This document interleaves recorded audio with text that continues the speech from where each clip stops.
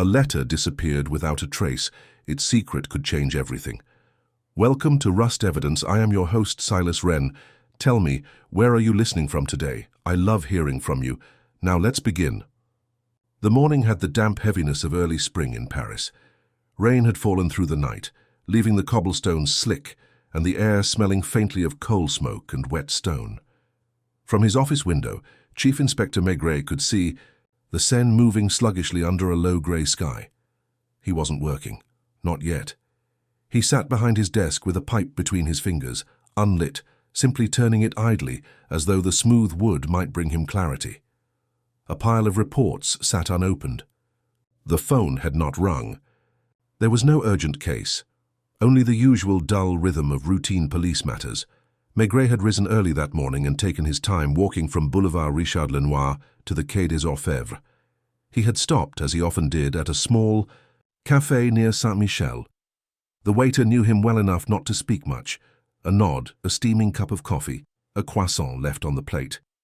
He had read the paper but retained nothing of it. When he came back to the office, the silence pressed in. His secretary had not yet arrived. The building smelled of damp wool coats and pipe smoke from the night patrolman. He should have felt at ease, yet there was a faint restlessness in him, like a man waiting for something unnamed. He thought of Madame Maigret, who that morning had been quietly amused by her husband's forgetfulness. She had reminded him to bring his umbrella. He had left it in the stand by the door anyway, walking out bareheaded into the drizzle. It was always like that. He resisted small domestic orders, even when they were for his own good. Now, sitting in his chair, he noticed a small envelope pushed under the corner of the blotter. He frowned. The handwriting on it was untidy, almost childish. It had no postmark.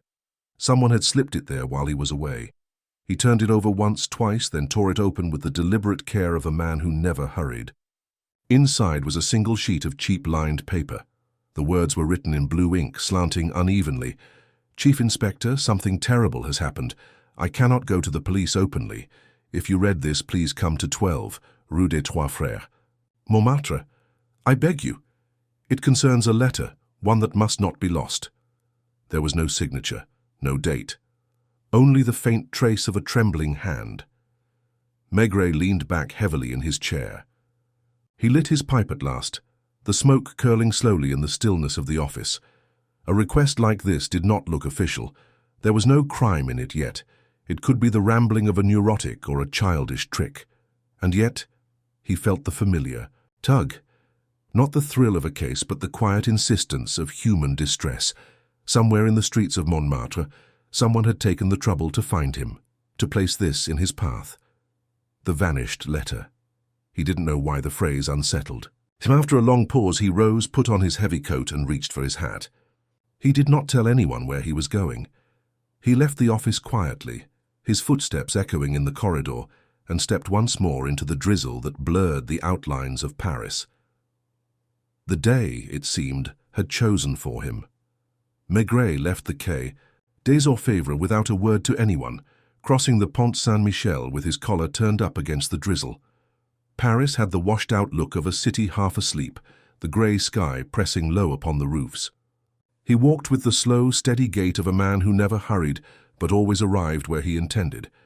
The letter, folded in his pocket, seemed to weigh more than a slip of paper should. It was not what was written there, but the tremor of the hand that had written it, the desperate modesty of the plea. The bus up toward Montmartre was half full, mostly clerks and working women. Maigret sat near the back, pipe between his teeth but unlit. He stared out at the damp windows, the blurred shapes of shop fronts and cafes sliding past, while his mind worked in its usual fashion, not leaping to conclusions, but circling patiently, letting impressions settle. Why him and not the local police? Why no signature, no name? Only that address on Rue des Trois Frères. The phrase repeated itself in his head. It concerns a letter, one that must not be lost. The wording struck him as almost childish, yet there was fear behind it, a sense of something intimate rather than criminal. When he stepped off the bus at Place des Abbesses, the rain had thinned to a fine mist. Montmartre was not yet lively. The painters and tourists would come later. For now the narrow streets were Quiet. The paving stones shining slick, the shutters of most shops still closed. He walked uphill slowly, his hat brim dripping, glancing at doorways and windows without appearing to. Number 12 on Rue des Trois Frères was an ordinary building, 4 stories, the paint of the facade flaking, its entry door painted green but badly scuffed at the bottom. A brass plaque bore the names of tenants, faded letters, some scratched out, others written over in pencil. Maigret paused before it, filling his pipe, then striking a match with deliberate slowness as if to warm his hands. He drew in the smoke, scanning the names. None meant anything to him, yet he noticed that one had been rubbed away completely, leaving only a blank space between 2 others. Perhaps nothing, perhaps not. Inside, the stairwell smelled of cabbage and dust. The light bulb was dim, buzzing faintly. He climbed slowly, pausing on each landing, listening. A radio played faintly behind a door on the 2nd floor, the tinny sound of an accordion tune. Somewhere above, a child coughed. On the 3rd landing, a door opened suddenly, and a woman stepped out carrying a shopping basket. She was in her late 40s with a tired face powdered too hastily, the corners of her mouth drawn downward as if in habitual disapproval. Seeing the tall man in the heavy overcoat, she hesitated, then gave a wary nod. "You're looking for someone?" Her voice was curt, defensive. Maigret took his pipe from his mouth and regarded her with mild curiosity. "I was told to call. Here? Rue des Trois Frères, number 12. You live here, madam?" She shifted the basket on her arm. "Since 20 years. And you?" He smiled faintly, offering no answer. Silence often served him better than explanation. She studied him, her suspicion wavering. At last she muttered, "Ground floor, the concierge will know," and moved past him down the stairs. The concierge was an old man, his shoulders hunched, sitting in a cubbyhole that smelled of onions and damp newspapers. A cat lay curled on a chair behind him. He looked up without interest. "Yes?" Maigret showed the envelope, not the letter, holding it carefully between 2 fingers. "Someone asked me to come here. They left this for me." The concierge's watery eyes squinted. He shook his head. "I know nothing about letters. People come and go. Tenants don't confide in me." It was the tone more than the words that interested Maigret. Too quick, too rehearsed, as if prepared beforehand. The inspector nodded mildly, pocketing the envelope. He drew on his pipe and exhaled, a slow stream of smoke letting the silence lengthen. The cat stirred, leaping to the floor. The old man shifted uneasily in his chair. "There was someone yesterday," he said at last, grudgingly. "A young woman, dark hair. She asked if Chief Inspector Maigret could be found at the police and how to reach him. I told her I don't. No, that was all. A tenant. She came to see someone, perhaps. I don't keep track. They don't tell me their business." Maigret's gaze lingered on him, steady, unreadable. The concierge began fussing with a bundle of keys, avoiding his eyes. Outside again, the inspector paused under the dripping eaves. He tamped down the ashes in his pipe, considering. A young woman, dark hair, frightened enough to slip a letter under, his blotter at the Quai des Orfèvres, and yet unwilling to leave her name. The old man's eagerness to disclaim knowledge was almost as revealing as anything he admitted. Across the street, a small café had just opened, its awning pulled down against the drizzle. Maigret crossed slowly and took a seat near the window. The waiter, a thin youth with sleepy eyes, brought him a beer without being asked. Perhaps he had recognized him. Maigret sipped in silence, watching the green door of number 12 across the way. 10 minutes passed, then 20. A woman emerged at last, a young woman indeed, with dark hair tucked under a scarf, her movements nervous, quick. She glanced up and down the street, before hurrying away in the direction of Place du Tertre. Maigret did not follow at once. He remained seated, finishing his beer, lighting another match for his pipe. Only when she was nearly out of sight did he rise, pay the bill, and step back into the street. His pace was unhurried but steady, the rain misting his hat and shoulders as he moved through the crooked streets. She walked quickly, head bent, clutching her coat tight. Twice she looked back, though not directly at him. He kept his distance, knowing that haste would betray more than patience. At length, she turned into a narrower street where the cobblestones were broken and a row of plane trees leaned over like old men. She stopped suddenly before a shuttered shop, glancing about, in agitation. Maigret, pausing at the corner, saw her slip something from her coat pocket, a folded envelope perhaps, and push it hastily through the crack of the door before hurrying on. The inspector stood very still, the drizzle dripping from the brim of his hat. Another letter, another hiding place. Whatever this was, it was not random. He made no move to retrieve it yet. Instead, he watched her retreating figure until it vanished at the end of the street. Then he turned his gaze back to the shuttered shop, its paint peeling, its lock rusted. The city around him carried on with its quiet rhythm, the sound of water trickling in gutters, the rattle of a cart on distant cobblestones, the faint laughter of children somewhere above. Maigret drew once more on his pipe, the ember glowing faintly in the mist. He felt it again, that quiet insistence, the pull of a thread that had just begun to unspool. The vanished letter was not alone, and whatever secret it carried was moving through Montmartre like a shadow no one wished to name. Maigret stayed by the corner for several minutes, his broad figure motionless beneath the misting rain. To anyone passing, he might have seemed a man simply resting, smoking, letting the morning drift by. Yet his eyes, heavy-lidded but attentive, were fixed on the shuttered shop where the young woman had slipped the envelope. The building looked abandoned, its windows blind, the paint on the shutters curling like old parchment, but the slit at the bottom of the door held a secret now. He crossed slowly, his shoes striking softly against the damp cobblestones. At the threshold he bent, pretending to brush something from his coat, and let his hand move to the crack. His fingers touched paper. He closed them around it, slipping it quietly into his pocket before straightening with the same deliberate calm. To any casual watcher it might have seemed he had only adjusted his coat before moving on. He did not open the letter in the street. Instead, he continued walking in the same direction the young woman had gone, his pace measured, his thoughts circling around the act he had just witnessed. Why leave one letter at his office and another here, hidden in a deserted shop? What chain connected these two gestures of secrecy? He did not yet try to answer. He preferred to let the question sit unanswered, until the answer came of its own accord. The streets narrowed as he moved upward toward Montmartre's crest.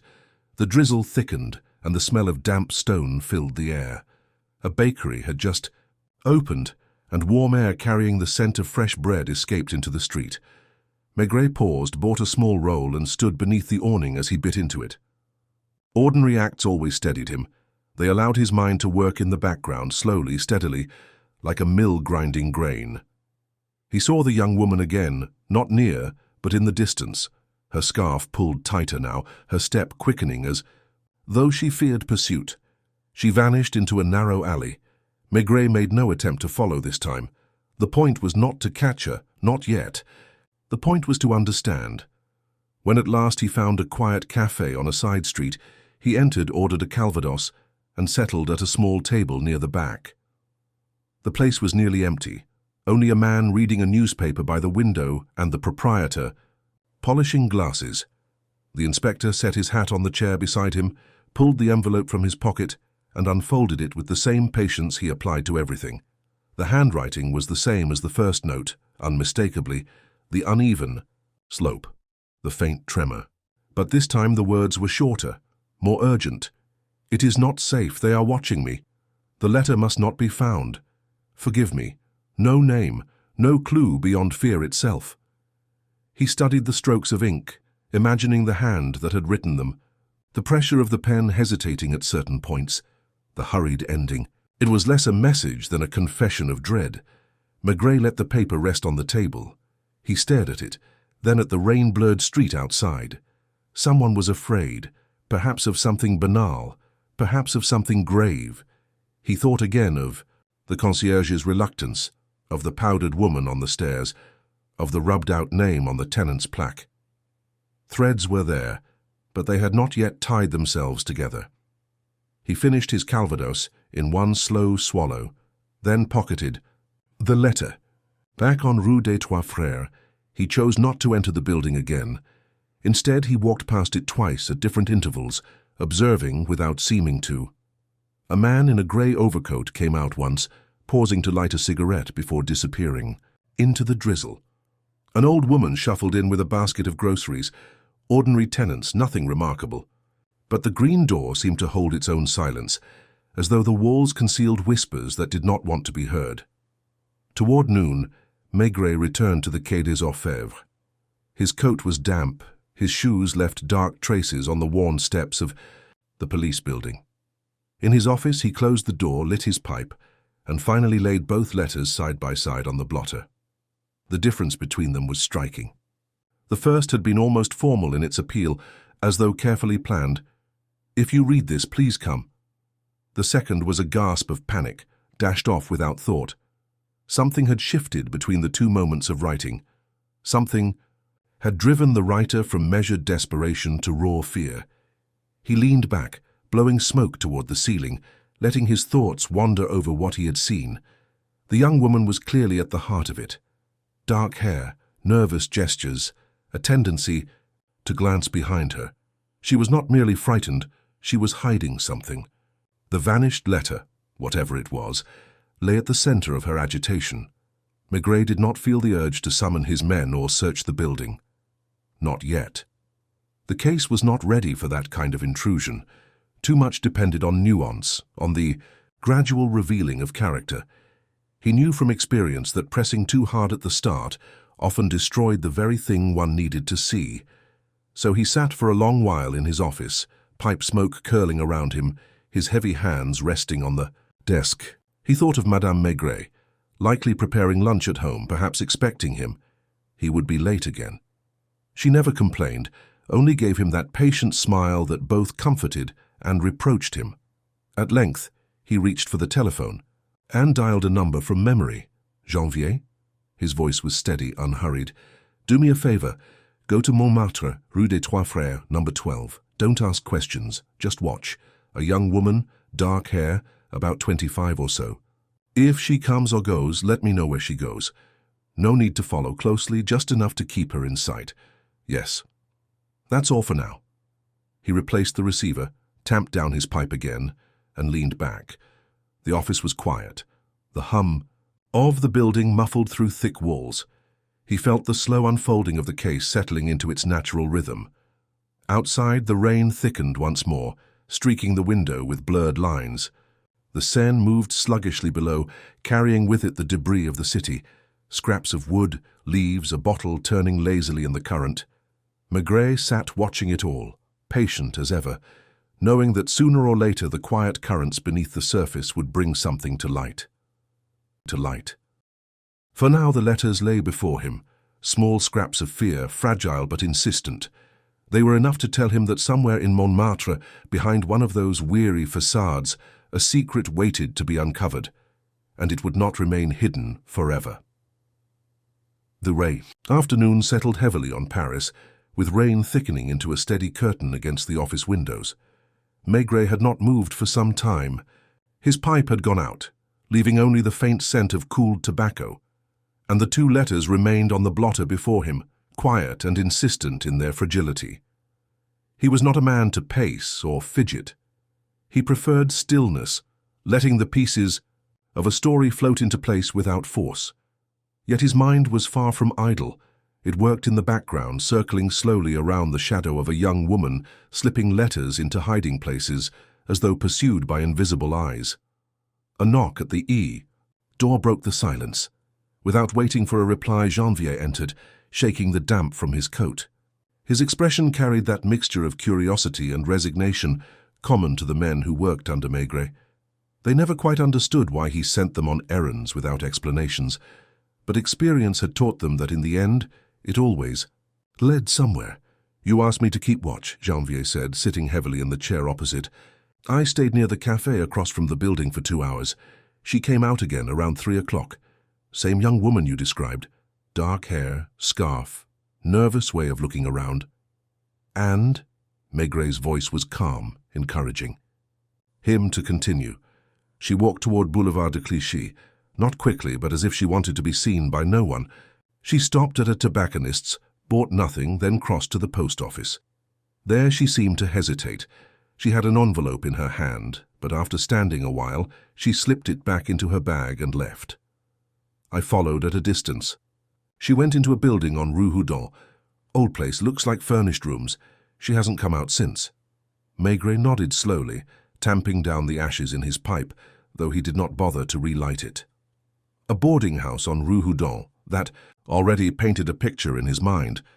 The kind of place where tenants changed too quickly for the concierge to remember their names, where young women came and went with suitcases, where secrets could be tucked away as easily as a folded dress. You didn't speak to her? No. Chief, just as you said, I watched. Good. Maigret leaned back, his gaze drifting to the window where the rain traced endless lines down the glass. We'll let her stay there for now. People tell you more when they think no one is watching than when you confront them. Janvier looked as though he might ask a question, but Maigret's silence discouraged it. He simply nodded and left, his footsteps echoing in the corridor. Left alone again, Maigret rose at last from his chair, stretching his heavy shoulders. He stood by the window, watching the grey river moving slowly below. Something about the letters gnawed at him.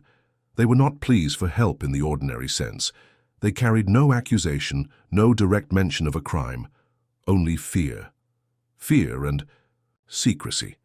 And the insistence that the letter must not be found, not stolen, not destroyed, not found. Toward evening, he left the office and walked home through the wet streets. The drizzle clung to his coat, but he carried no umbrella. When he arrived at Boulevard Richard Lenoir, Madame Maigret was waiting, as always, with a warm meal and quiet questions that expected no full answers. Over soup and boiled beef, she spoke of a neighbor's daughter about to be married, of the grocer's complaint that his best onions had gone soft in the damp. He listened, nodding, occasionally smiling. Then, as she was clearing the plates, she said almost offhandedly, I had a letter this morning from an old school friend in Liège. She apologized for the handwriting, said her hands tremble more with age. She placed the plates on the sideboard and shook her head gently. One can always tell when the hand trembles. It changes the whole character of the words. Maigret sat back, pipe in hand, watching her without reply. Her remark was casual, but it struck him with quiet force. He thought of the uneven, slanting letters on the 2 notes he had received. A trembling hand, yes, but was it age that caused it, or fear? And if fear, was it fear of someone else or fear of herself? After dinner, he returned to the office rather than sitting by the stove with his wife. Night had fallen, and the city glistened with rain, lights blurring on the wet streets.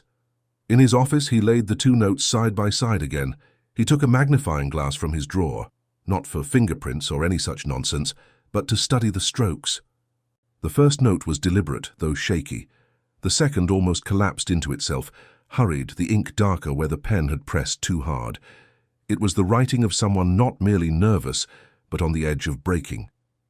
Around 9, the telephone rang. He lifted the receiver, grunting his name. It was Janvier again.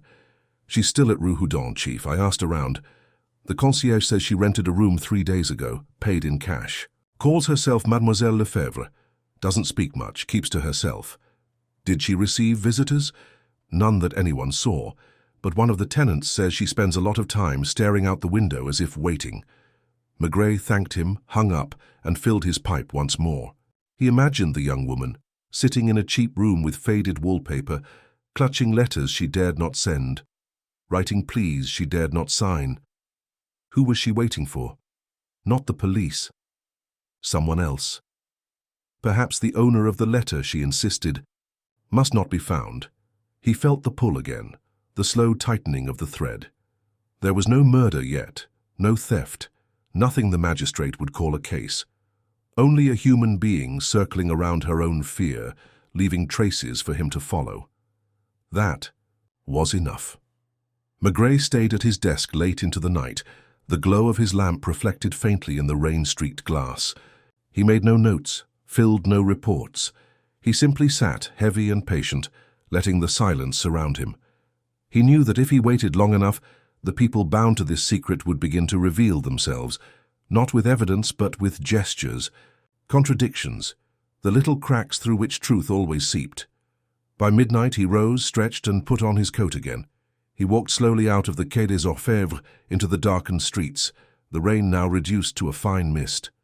Paris lay quiet, the hum of night traffic distant, the lamps casting long reflections on the wet pavements.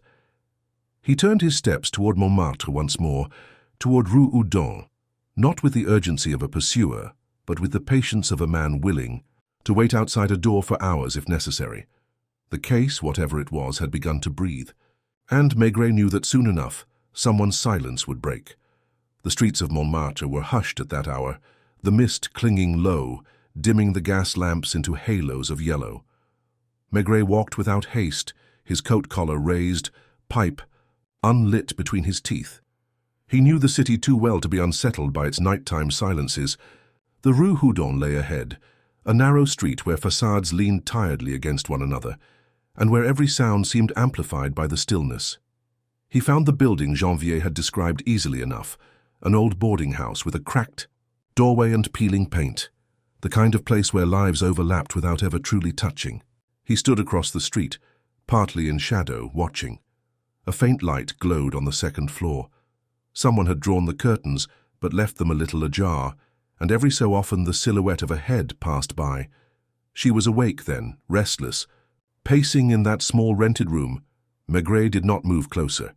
He had learned long ago that his presence could be felt even when unseen, and he preferred the advantage of silence. Instead, he stepped into the small café still open at the corner and took a seat by the window. The proprietor, used to nocturnal customers who asked for nothing more than warmth and anonymity, brought him a carafe of wine without question. Maigret poured himself a glass, lit his pipe, and let the smoke curl slowly as he kept his gaze on the second-floor window. The hours slipped by with little change. Once a man passed along the street, staggering slightly, his hat askew from drink. Later a delivery cart rattled past, though it seemed absurd at so late an hour. Otherwise the boarding house remained quiet, its door unopened. Around 2, the light in the young woman's window dimmed, then vanished. She had gone to bed at last. Maigret finished his glass, paid, and rose heavily from the chair. He crossed the street with measured steps and entered the building.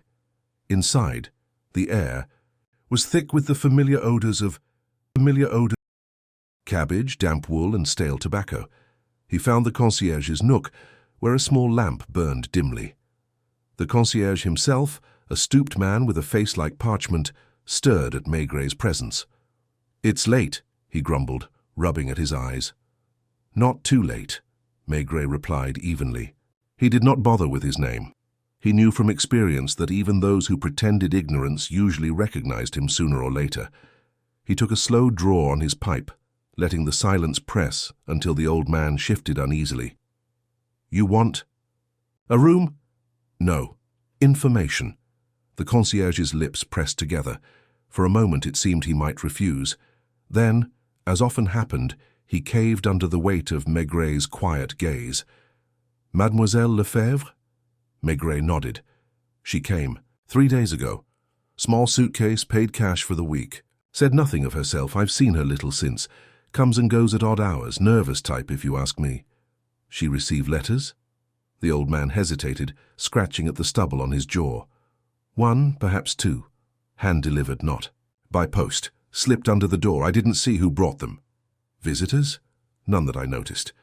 The inspector exhaled smoke slowly, his expression unreadable.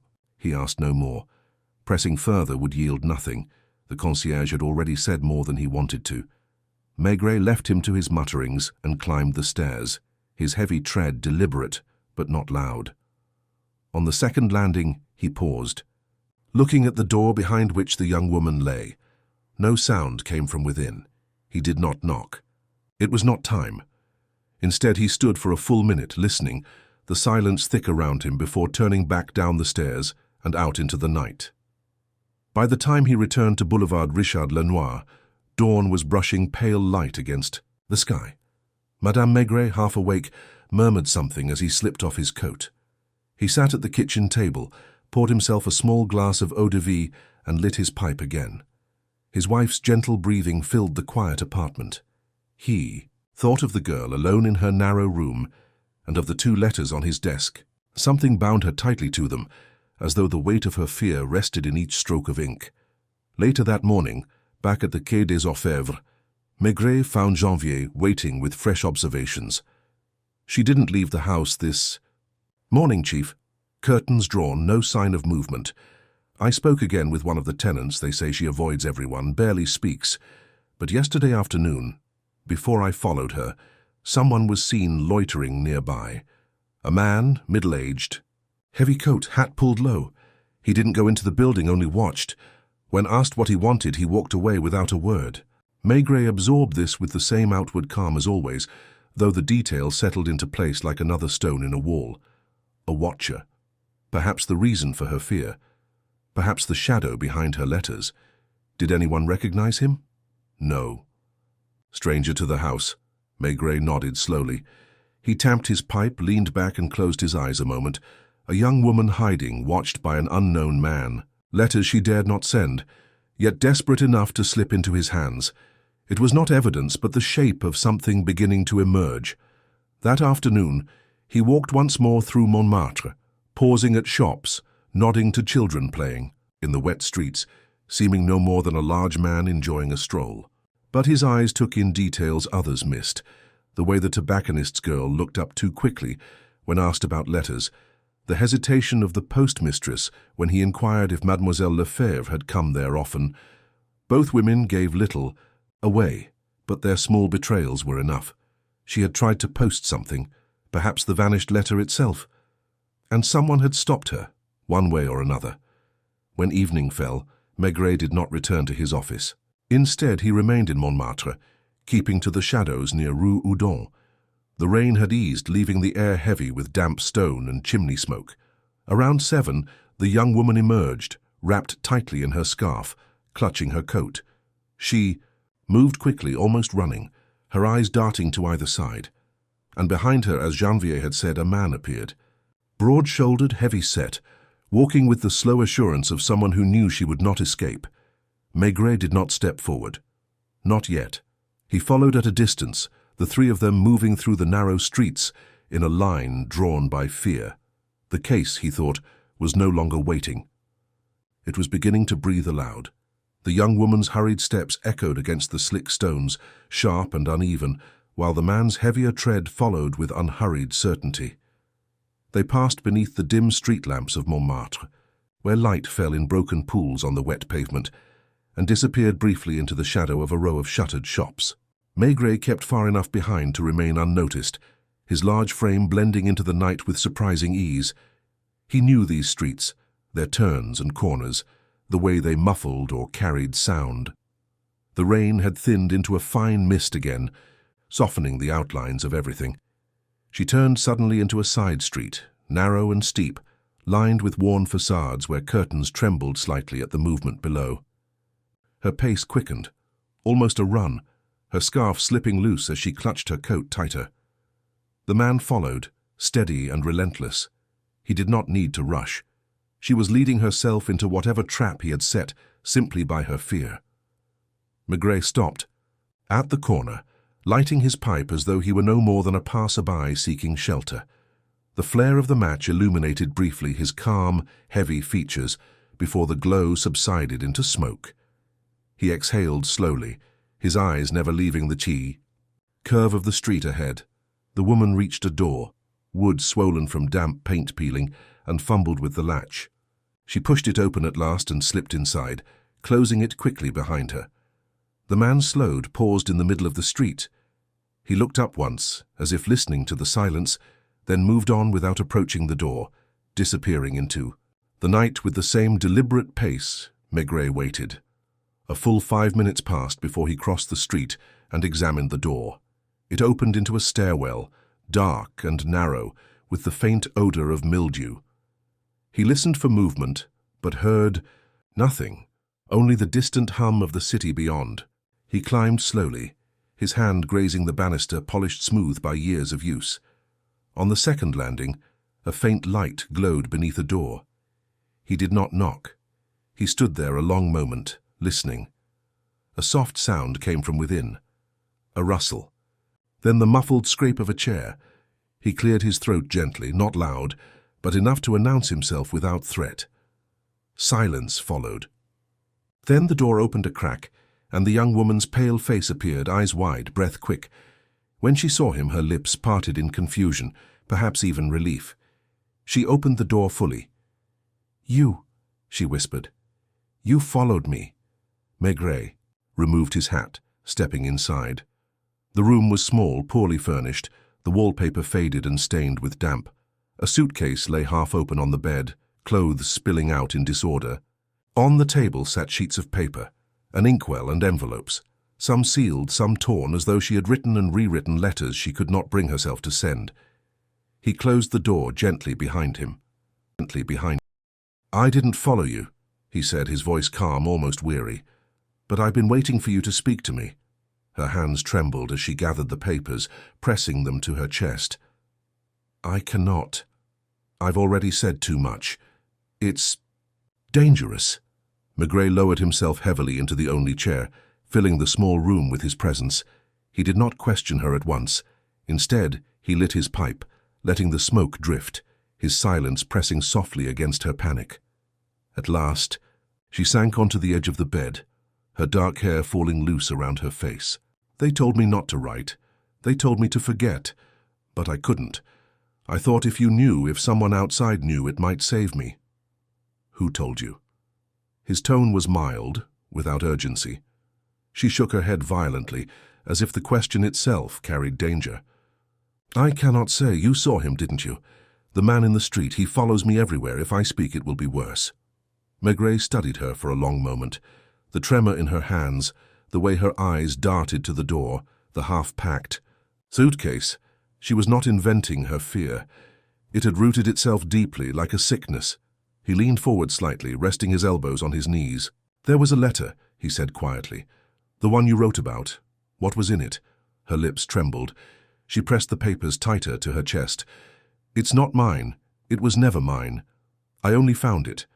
And now they want it back." "Who?" She closed her eyes, shaking her head again.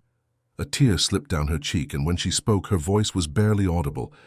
"If I tell you, it will kill him." "Him?" Maigret's brow furrowed, though his tone remained steady. She did not answer. Instead, she rose suddenly, crossing to the window, pulling the curtain aside just enough to glance into the street. Her body stiffened. "He's there again," she whispered. "He never goes away." Maigret rose slowly, stepping beside her. He looked down into the street. The mist blurred the lamps, but in the shadow of a doorway across the way stood a figure, broad and motionless. He did not move quickly. He let the curtain fall, then turned back to her. "You'll stay here tonight. Lock the door. Say nothing to anyone. Tomorrow we'll talk again." She clutched his sleeve suddenly, her eyes desperate. "Promise me. Promise you'll stop them from taking it." Maigret looked at her steadily. "I promise nothing, but I will know the truth." She let go of him, sinking back onto the bed as though her strength had gone. Maigret opened the door and stepped into the stairwell. He descended without haste, his heavy tread echoing softly in the silence. Outside, the figure across the street shifted at his appearance. The man lit a cigarette, the brief flare of the match revealing a broad face, expressionless. He did not move toward Maigret nor away. He only stood smoking, watching. Maigret adjusted his hat, lit his pipe, and began walking toward him. His pace was slow, his eyes steady. The man dropped the cigarette, crushed it under his heel, and turned into the darkness of the alley before Maigret could reach him. The inspector did not give chase. He knew better than to force the moment. Instead, he stood in the misting rain, pipe smoke mingling with the damp night air, and let the silence settle around him. The threads were tightening. The girl, the letters, the man in the shadows, all circling around a truth still hidden. For now, patience would serve him better than pursuit, and patience was something Maigret had in abundance. The mist clung to Maigret's coat as he walked back through the quiet streets, pipe warm between his teeth, his mind heavy with the fragments of what he had seen and heard. The night was nearly over. Dawn pressed faintly against the horizon, a pale smear of light struggling through the clouds. He did not hurry. He let his thoughts wander, circling around the young woman's face, her terror. the suitcase left half-packed as though she had been preparing to flee at a moment's notice. The man in the shadows lingered in his mind too, not threatening, in any overt way, but persistent, deliberate. By the time he reached the Quai des Orfèvres, the city was stirring. Market carts rattled across the cobblestones, their wheels spraying water from the gutters, and the first cafes opened their shutters. Inside the headquarters, the corridors were nearly empty, the air carrying the smell of ink and wet wool. Maigret climbed the stairs slowly, his boots heavy on the worn steps. His office greeted him with the usual clutter, reports stacked untidily on the desk, a pipe rack on the corner, the window glazed with condensation. He closed the door and sat, heavily, striking a match to refill his pipe. The flame caught and he leaned back, exhaling a long plume of smoke toward the ceiling. He had no evidence, no crime officially reported. Only an atmosphere, a girl's fear, and a letter that may or may not still exist. He reached for the telephone and called for Janvier. The younger inspector appeared a quarter-hour later, his hair damp from the drizzle, his coat unbuttoned. He looked curious when he stepped inside, sensing the unusual gravity in Maigret's expression. "There's a girl," Maigret said, without preamble, "living on Rue Lamarck. Keep an eye on her, discreetly. No questions, no interference. Just watch. There's a man following her. Broad shoulders, heavy-set, he won't be difficult to spot." Janvier nodded, though his brow furrowed slightly. "And if he approaches her?" "Do nothing," Maigret said quietly. "Not yet. I want to see what happens when he thinks no one is watching." When Janvier left, Maigret remained seated, staring at the faint light through the fogged window. He did not write a report. There was nothing concrete to put on paper. He simply waited, his pipe smoke filling the room until fatigue finally drew him home. Madame Maigret had set breakfast by the time he arrived. She glanced at him over the coffee pot, noting the weariness in his step, the dampness of his coat. She said nothing at first, only placed the cup before him, the steam rising in gentle curls. "You didn't sleep," she observed at last, her voice mild, carrying no reproach. Maigret shook his head, sipping the hot coffee slowly. For a time, they sat in companionable silence, the clink of her spoon against the saucer the only sound. Then, almost casually, she said, "On my way back from the market yesterday, I saw a man standing at the corner near Rue Lamarck. Broad shoulders, dark coat. He wasn't shopping. He wasn't waiting for anyone either, just standing, watching." Her words landed quietly, but firmly, sliding into place with the rest of the puzzle. Maigret looked at her, his eyes thoughtful. "You notice everything," he said softly. "I notice enough," she replied simply, refilling his cup. Later that morning, he returned to the office. A thin drizzle still fell, blurring the outlines of the bridges and the barges moored along the Seine.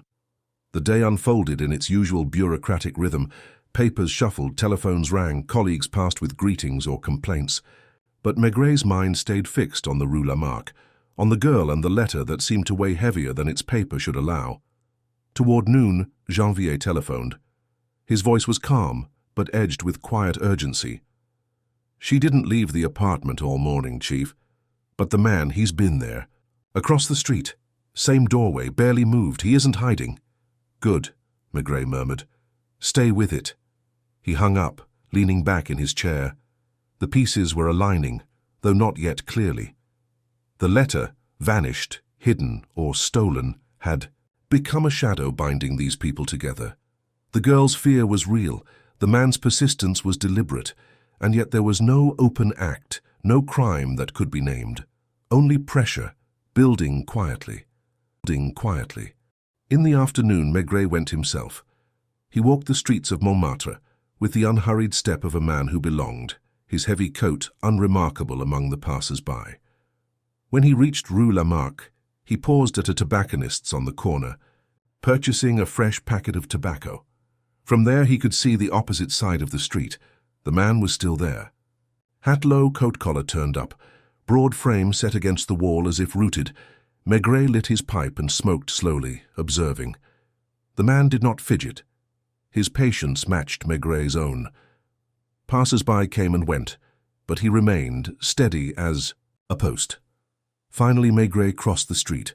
He did not walk straight toward him, but passed near, as if by chance, close enough to catch the faint smell of cheap tobacco, the coarse fabric of the man's coat. Their eyes met briefly. The man's gaze was flat, expressionless, revealing nothing. Maigret did not stop. He walked on, his presence making itself known not by confrontation but by proximity. He wanted the man to know he had been seen. When he turned the corner, he paused at the next street and glanced back. The man was still there, watching the door. As though Maigret's presence had meant nothing, that in itself was telling. Evening came with its soft rain, and Maigret found himself again in his office, pipe smoke thickening the air. He thought of the girl's words. "It's not mine. I only found it. They want it back." What letter could bind her so tightly in fear, draw a silent sentinel to her door day after day? A letter that implicated someone, perhaps, or revealed what was meant to remain hidden. The telephone rang again. Janvier's voice. "She's moving, Chief. Suitcase in hand, she's leaving the building." "Stay with her," Maigret said quietly. He put on his hat, reached for his coat, and headed into the damp night once more. The case was no longer still. It had begun to shift, to press forward with its own quiet momentum, and Maigret knew he had to be there when the letter's shadow finally stepped into the light. The cab rattled over the slick stones of the boulevard, its headlights cutting thin beams through the drizzle. Janvier's voice had been steady on the telephone, but Maigret sensed the undercurrent, urgency held back by discipline. He walked quickly now, coat collar raised, toward the point where Rue Lamarck opened into the wider streets below. There, under the grey spill of light from a café awning, Janvier waited. His cap dripped with rain, his expression sharp with attention. "She left the building 10 minutes ago," Janvier reported quietly, as Maigret drew near. Suitcase in hand, wrapped in paper, she took a cab heading south. The man followed in. "Another car?"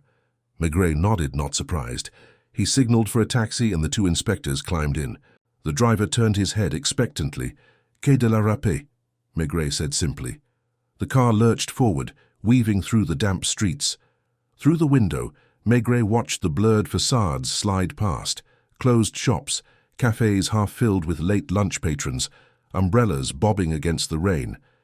He drew on his pipe, the glow lighting his heavy features for an instant. "Why Quai de la Râpée?" Janvier asked after a silence. "Because it's where people go when they're running from the city," Maigret murmured. "The coaches, the trains, the barges. She doesn't know where she's going, only that she must be gone." When they arrived, the riverfront was bustling in its subdued way. Wagons rattled toward the warehouses. Dockhands shouted to one another. Barges shifted against their ropes. The smell of wet rope and coal smoke hung in the damp air. And near the station entrance, beneath the iron awning, Maigret saw her. She clutched the paper-wrapped suitcase, her scarf pulled low, scanning the departure boards with anxious eyes. A few meters back, the man stood as well, broad, immovable, his coat glistening with rain. He made no attempt to hide. He merely watched. Maigret did not approach the girl at once. Instead, he positioned himself by a pillar, filling his pipe with deliberate slowness. Janvier blended into the crowd, keeping the man in sight. The girl shifted her weight from foot to foot, her hands tightening on the handle of the case. At last, she moved toward a ticket counter. Maigret followed, silent. As she placed her suitcase down to fumble for coins, he stepped beside her. She started violently, her breath catching. "Running away won't rid you of him," Maigret said softly. Her eyes darted toward the doorway where the man still stood. She looked back at Maigret, despair flooding her expression. "What else can I do?" she whispered. "Tell me what's in the letter," he said. His voice was calm, unhurried, the words almost drowned by the hiss of rain on the roof. She shook her head, tears gathering. "It will destroy him. And me." Maigret studied her a moment, then bent slightly closer. "If you keep silent, it will destroy you all the same. Better to let it out while you still have the choice." Her lips parted, but before she could speak, Janvier appeared at Maigret's side. "He's moving," he said quietly. The man had left his post at the door and was walking toward them now, heavy steps deliberate across the wet tiles. He did not rush, but his presence drew glances from passers-by, his size and certainty commanding. Space. Maigret placed a hand lightly on the girl's arm. Stay here. He moved forward a step, pipe in hand, his bulk blocking the path. The man stopped 2 paces away, expression unreadable beneath the brim of his hat. For a moment the 3 of them stood in silence, the air thick with the smell of wet wool and tobacco. "You're not police," Maigret said quietly.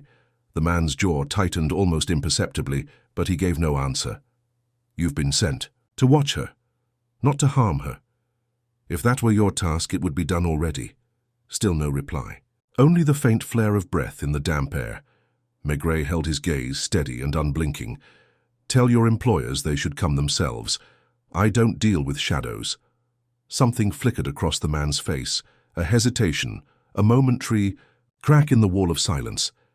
Then, without a word, he turned, walking back through the station doors into the rain.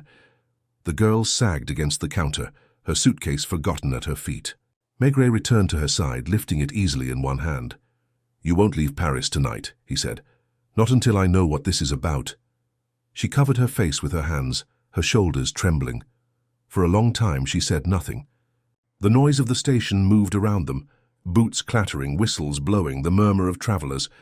Then at last she lowered her hands. Her eyes were red, her voice raw. The letter was written by a man with a position. If it were known, he would be ruined. "I found it by chance, hidden in a drawer when I was staying at a friend's. I thought at first it was nothing, but when I mentioned it only once to someone I trusted, they told me to give it back, though I never had it. They've been following me ever since." Maigret listened without interruption. He asked no questions.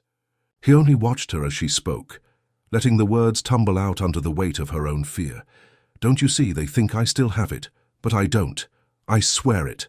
Her voice broke into a sob, and she pressed her sleeve against her mouth. "Maigret, set the suitcase gently on the floor. Then we'll have to find out who does," he said quietly. Outside the rain thickened, drumming on the iron roof. Maigret motioned to Janvier, who nodded and slipped into the crowd to follow the man's. "Retreat."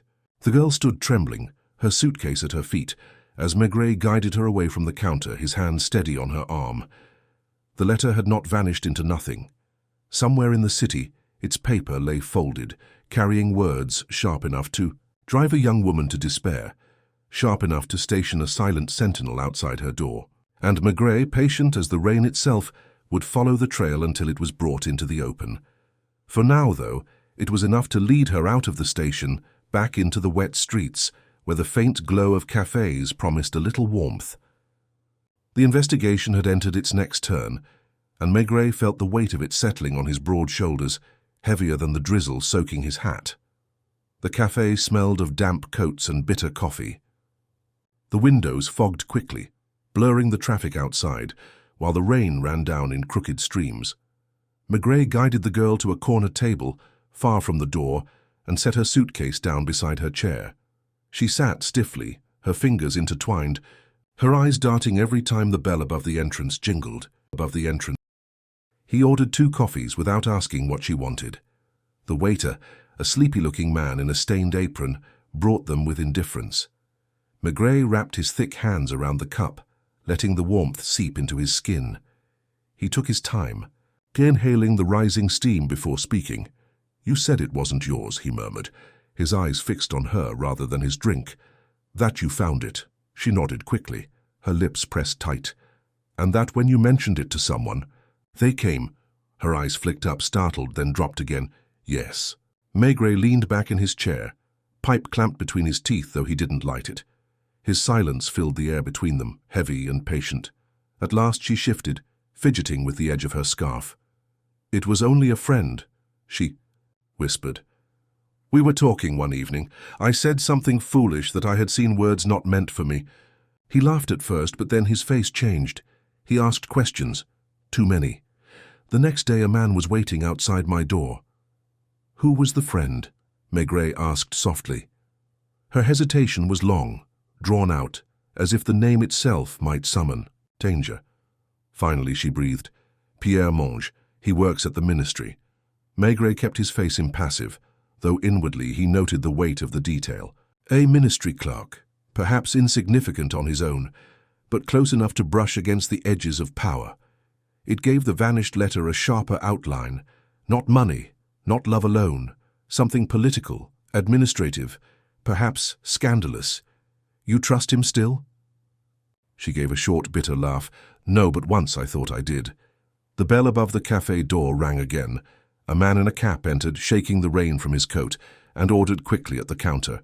The girl flinched at the sound, and Maigret laid a hand lightly over hers on the table, steadying her. "You'll go back to your apartment," he said after a pause. "Janvier will be nearby, you're not alone. But you'll do nothing else until I tell you." She looked at him, half pleading, half relieved. "And the letter?" Maigret sipped his coffee, its bitterness grounding him. "The letter has a life of its own. We must wait until it comes back to us." She wanted to argue, he could see it, but exhaustion pinned her shoulders down. She nodded slowly, resigned. When he left her later under Janvier's discreet eye, he did not return at once to the Quai des Orfèvres. Instead, he walked. The rain had eased into a fine mist, clinging to his hat and coat, softening the gas lamps along the streets. He walked without hurry, pipe smoke curling around him, letting his mind sift through what he knew. A girl who found what was not meant for her, a letter important enough to summon watchers, a ministry clerk who had turned a careless remark into a threat.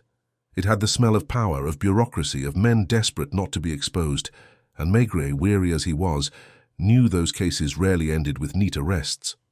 They unraveled slowly, like old rope, until what lay beneath was too human and too sordid to be surprising. Back at headquarters, the corridors were fuller now, footsteps echoing, typewriters clattering. Maigret entered his office, shook the rain from his coat, and sank into the chair behind his desk. He lit his pipe at last, letting the smoke curl toward the ceiling. He called for Lucas. The stout inspector arrived promptly, his round face alert. "Find out what you can about Pierre Monge at the ministry," Maigret instructed, quietly. "Who he works with, what his reputation is. I don't want official papers, only what men say about him over a glass of wine." Lucas nodded, already jotting notes. "And," Maigret added, "see if his name has come up in the gossip of the past months. Any rumors especially concerning letters, affairs, or debts." When Lucas left, Maigret sat alone again, smoke thick in the office. He thought of the broad-shouldered man at the station, silent as stone, hired, no doubt, not for subtlety but for presence. Whoever had sent him counted on intimidation, not violence. It was a message. We are watching, always. Evening crept over the city once more. Maigret left the office late, his shoulders aching, his thoughts circling endlessly. At home, Madame Maigret served stew, and he ate it without much conversation, though she watched him with the quiet attentiveness that never failed to anchor him. "You're troubled," she said softly when he pushed his plate away. "Not troubled," he replied, lighting his pipe. "Just waiting." "Waiting for what?" "For someone to slip," he said simply, and slip they would. They always did. The following morning, Lucas returned with his report, not in documents but in words spoken while standing near the stove. In Maigret's office. "Pierre Monge," he began, "clerk at the Ministry of Public Works, 35, unmarried, known to gamble, though not beyond his means. He spends evenings at the Brasserie Dauphine, always with the same small circle. Colleagues say he talks too much when he drinks, especially about things he shouldn't." Maigret listened, puffing his pipe. "One more thing," Lucas added. "A rumor, a letter circulating, not officially but whispered about, something embarrassing, perhaps compromising to a superior. They say Monge knows more than he should." Maigret exhaled smoke slowly, his gaze distant. The pieces were aligning. A young woman frightened into silence, a clerk with a loose tongue, a letter that floated like a phantom between them. "Good," Maigret said at last. "Very good. Keep close. To him, but out of sight. I want to know who he speaks to and who listens." When Lucas left, Maigret leaned back in his chair.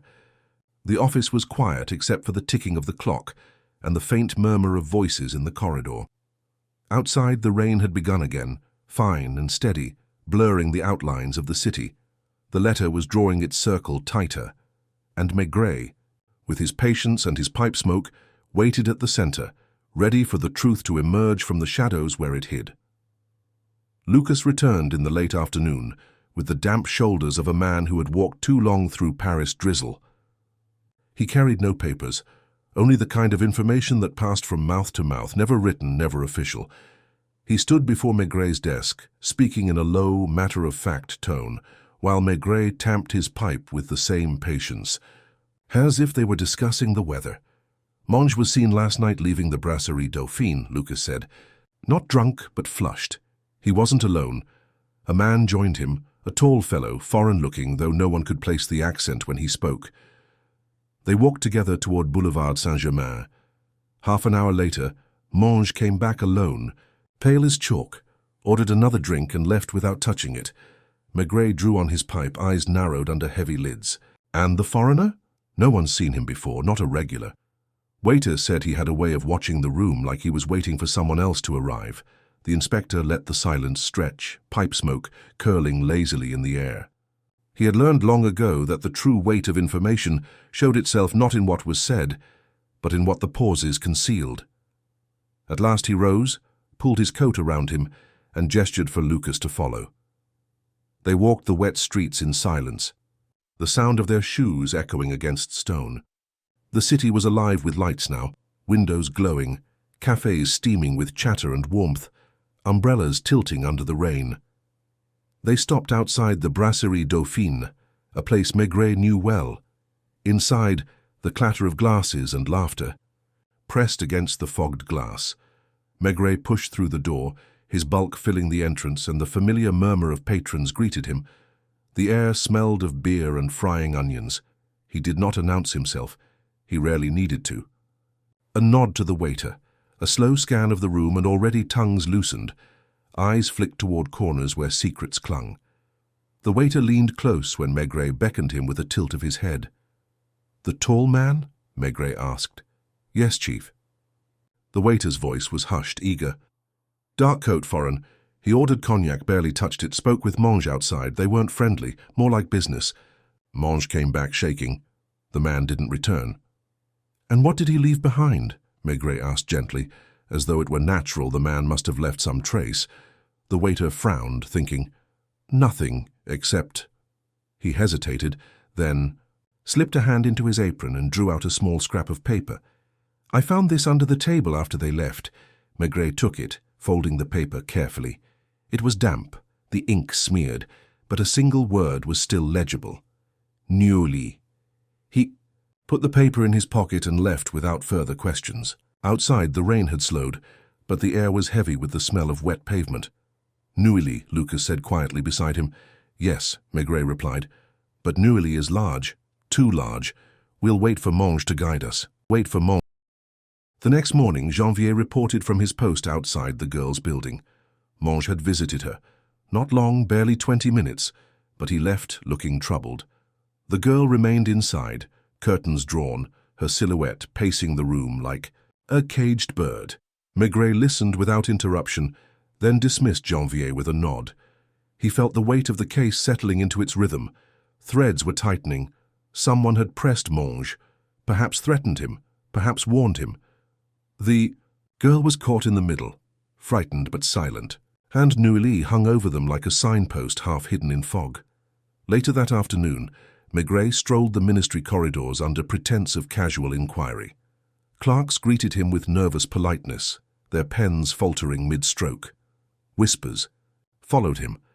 The presence of the chief inspector at their door unsettled them more than any crime in their ledgers. He found Monge bent over his desk, papers stacked untidily, eyes rimmed with sleeplessness. The man stiffened when Maigret's shadow crossed his desk. "You've been busy," Maigret said mildly, glancing at the clutter. "Just routine," Monge stammered, too quickly. Maigret lowered himself into the chair opposite, pipe unlit, but clenched between his teeth. He spoke softly, with the weight of certainty rather than accusation. "Someone is using you, Monge. They lean close, they whisper, and they let you believe you have a choice, but you don't. Not any longer." Monge swallowed, his Adam's apple jerking. "I don't know what you mean." "You do," Maigret said.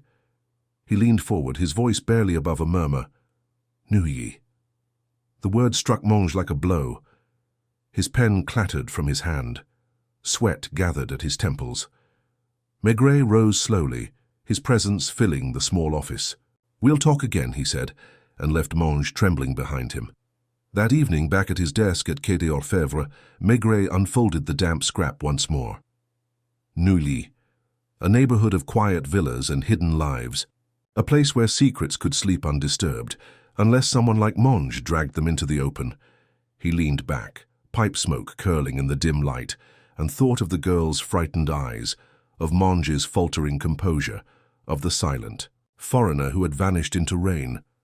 All threads of the same knot, and somewhere in Neuilly the letter waited, folded, sealed, perhaps already passed from hand to hand, yet not beyond reach. The clock ticked softly on his desk. Maigret closed his eyes, listening, patient as ever. He knew the moment was coming when the facade would crack. It always did, and when it did, the truth, however sordid, would spill into the light.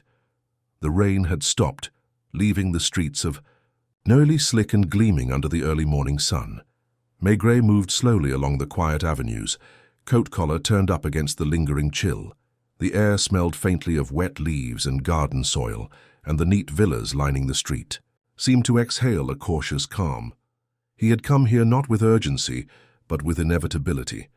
The threads of the case had led him patiently to this precise moment. Lucas and Janvier followed at a discreet distance, shadows among shadows, ready but invisible. They did not speak. Words would have broken the delicate balance of observation.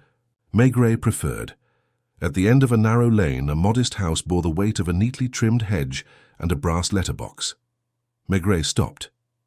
The door was closed, shutters drawn, but the faint scent of ink and paper drifted faintly from beneath the threshold. He rapped lightly. A moment passed, then the door opened a crack. A man appeared, Monge. His face was pale, the strain of the past days etched into the lines around his eyes. He recognized Maigret immediately, and the subtle tension in his posture relaxed just enough to betray fear, turning to resignation. Maigret stepped inside without waiting for invitation. "It's time," he said quietly. "We both know the letter exists. It is here, and it has caused more anxiety than it deserved. Tell me the truth." Monge's lips trembled, his gaze darting toward the sitting room where a single envelope rested on a small table. He hesitated, then with a deep, shuddering breath lifted the letter and placed it in Maigret's outstretched hand. "It is what I feared," Monge admitted. "A letter, yes, but nothing criminal. A private matter between two colleagues.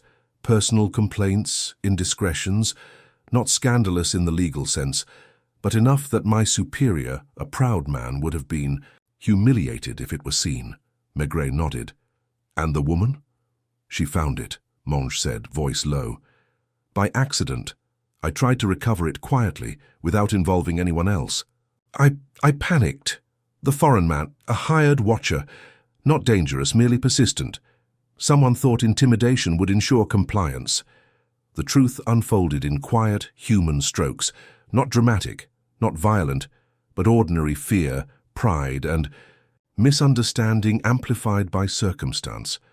Maigret listened, absorbing the weight of it as he always did, seeing beyond the surface of panic to the ordinary motives beneath. He returned the letter to Monge. "All of this could have been solved in conversation," he said. "Instead, people feared shadows." Monge nodded, shame and relief mingling. "I will deliver it myself properly, carefully. The young woman, she should be safe now."